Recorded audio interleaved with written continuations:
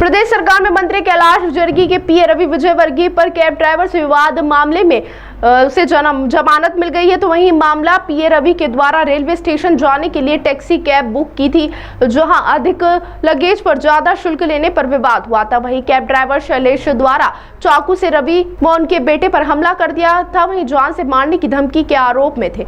वहीं वकील राम बजाड़ गुर्जर के तर्कों में घटना को असत्य बताते हुए तर्क प्रस्तुत किए गए, जहां कोर्ट ने तर्कों से सहमत होकर 20,000 के जमानती आदेश पर छोड़ा गया। 13वें अपर सत्र न्यायाधीश ने आदेशों में लिखा, आवेदक यदि प्रकरण के अंतिम निराकरण तक प्रत्येक नियत दिनांक स्वयं की उपस्थिति, अधिरोपित अपराध जिसे अन्य कोई कृत्य नहीं करने तथा अभियोजन साक्षीकरण को प्रभावित या प्रलोभित नहीं करने के बाबत 20,000 की जमानत राशि का बंद पत्र सक्षम न्यायिक प्रस्तुत करें, जमानत पर मुक्त किया गया है।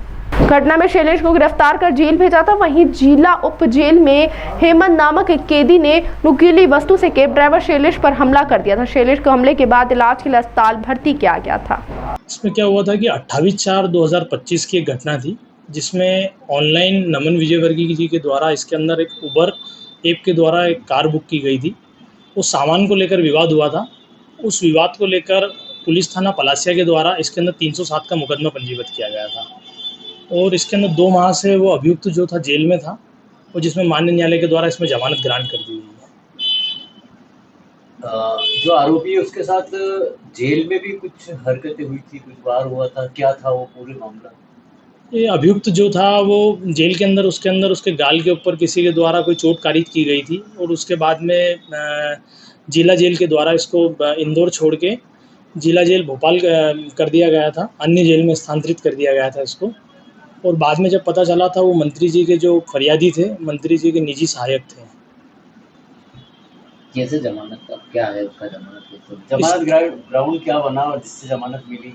जमानत का ग्राउंड ये था कि जो एक्यूज था उसकी एज लगभग 48 के अबाउट थी, बहुत गरीब परिवार से वो था, उसका प्रीवियस किसी प्रकार का कोई इतिहास नहीं था और जो मेडिकल की जो क्यूरीज थी उसमें टोटल मिला के आहत को जो 3 चोटें आई थी, 3 में से 2 सिंपल इंजरी थी और 1 जो थी ग्रीवियस थी।